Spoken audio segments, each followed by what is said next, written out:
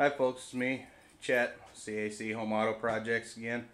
I need to make a quick apology here. I said last week that I was going to get some videos on. We've had such a tremendously busy week with the fire department.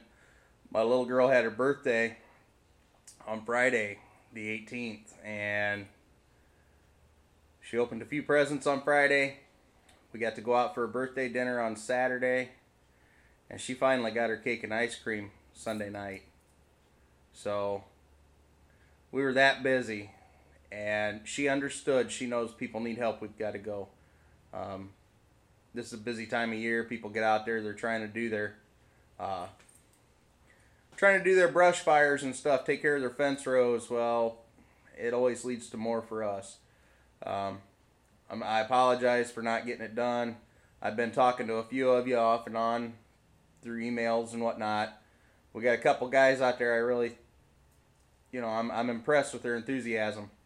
They're watching the guys that know what's going on. They're asking questions. They're checking things out. Okay.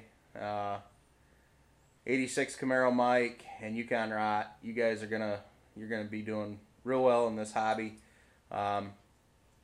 Just keep going. Keep asking questions.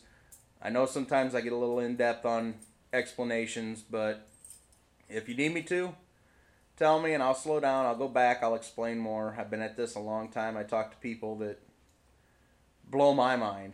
I mean, there's things that they know that they're telling me that I don't understand. Then when they go through it the second time, I get it. Because 20 years of being around it, it's hard not to find things that I don't know, or it's hard to find things I don't know. How's that?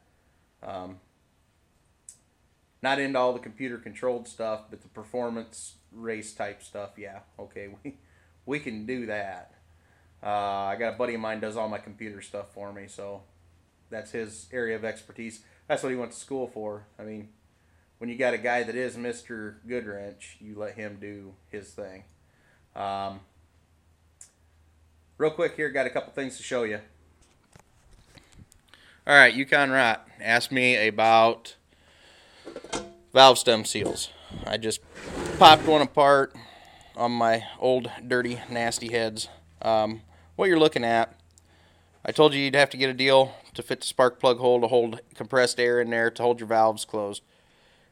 If you don't, what's going to happen, they're going to fall, and you're going to end up with a valve coming down into your combustion chamber, and you don't want that. But now that that's out, I'm going to wait a minute. Here's where they go. Okay? It's just a simple little piece of rubber. I think it's vulcanized or something like that. It's got a retaining ring that's spring-loaded. See there? And it's got another retaining ring at the top that's actually pressed. And all that does is it pushes down on your valve guide. Okay? Standard small block Chevy valve guide from the factory is 561 thousandths of an inch. Alright? So here is the part number for the valve stem seal that I use for a stock Chevy head, small block.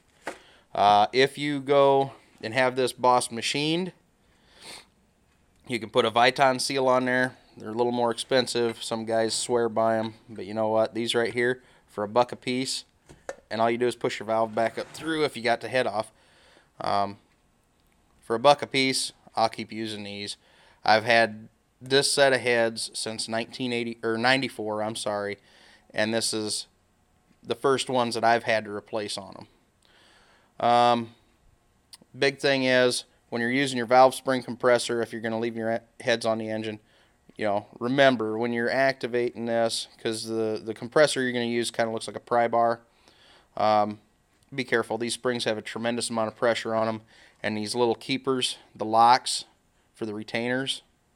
Let me see if I can find one real quick here. I put everything in the bag so it wouldn't get all nasty, but I dumped it on the table, so I'll have to clean it anyway. The keepers are nothing more than just a wedge-shaped, about a half circle. This degree here, these are 7-degree locks. They make 10-degree locks that are actually better.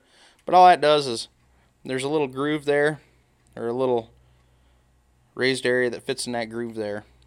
And what that does is when you put your valve spring on, you put your retainer on, that valve spring pushes up, and that keeper, that lock, will keep it from coming up over the top of your valve. Pretty straightforward. Just be sure you get your springs. If you're putting the same springs back on, put them in the same place. Usually 9 times out of 10, if I'm going to have the springs off, I'm putting new springs on.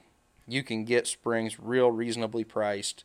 These are Lunati springs. These are good to 630 thousandths of an inch lift. And I think I paid $70 for them. They're being used on a hydraulic flat tappet cam, so I'm not going nuts on them. Okay, another question. I had somebody ask me about some flames. I don't have anything to paint right now, or I'd love to do some flames, but I will show you. In one of my other videos, if you go back and look, I'm sorry, my light went out in this bay here. I don't know why, but my daughter, 5 years old, I taped off that flame there, and they're dirty, but I taped it off. She used a spray can, did that, a rattle can, just a 98-cent deal from Walmart. So she wanted to see daddy style flames, so I took 2 rattle cans, the same or yellow, and a blaze orange, and I just real quick masked that out. This is an extra window from the Chevelle, by the way, that they're on. I just wanted to throw it up here. Sorry about the noise. I just wanted to throw it up here on the trunk lid and let you guys see that, since I had a guy ask me about it. They're nothing fancy. They're not my favorite style of flame. But you know what? For about $2, my 5-year-old daughter and I made a memory that she's going to hold forever. And I was going to clean this window off and tint it to use in the car, and she cried. She said, "That's our window, Daddy. Don't do it." So I'll end up hanging that window up somewhere in here. I'll probably tint the window. That way you can get the contrast better, the flames. But I'll hang it up in here somewhere. Nothing really new on the Chevelle. Like I said, I've been busy. You can see I kind of got a little bit cleaned up in here. You can actually see the floor. You can see there is a top to the workbench. But the Chevelle's still in the same place. I got a couple little tack welds on the front A-pillars. But everything else is just the same as it was. I appreciate everything that you guys are doing to try to help me get this going here. I'll shut my light off. And decided to come back on. There. Wild-Eyed Northern Boy made that video, and you know what? It made me think. I may not have everything that everybody thinks I should, but I'm doing what I can with what I've got. Same as he's doing. Same as HPR's doing. Same as Pete's doing down there at Southwest Red and Custom. Same as Jeff at James Freddy's. You know. And look at Ed Hubbs. Look at all the work he does. And he's got an airbrush. Okay? Man, these guys are great. These guys are doing it right. So you young guys are asking me, I'm going to tell you, go to the people that know and do it right. Listen to them. The engines, I'll help you all I can. I'll give you all the part numbers I can. If you were closer, I'd come over and I'd actually turn wrenches with you. Thing is, do it right. Listen to the people that have done it. I've got combinations we've actually used that worked. Got combinations we tried that didn't work. And I can give you examples of both. Listen to the guys. Do it right. Don't do like I did the first time. I had $6,800 in an $800 engine because I didn't listen. Okay? Don't let it do it to you. Because $6,800, I can finish my whole car. Alright? Thanks, guys. Be good to each other. Keep the comments and questions coming. If you're just checking it out, subscribe. We got a lot of things going on. Thanks, everybody.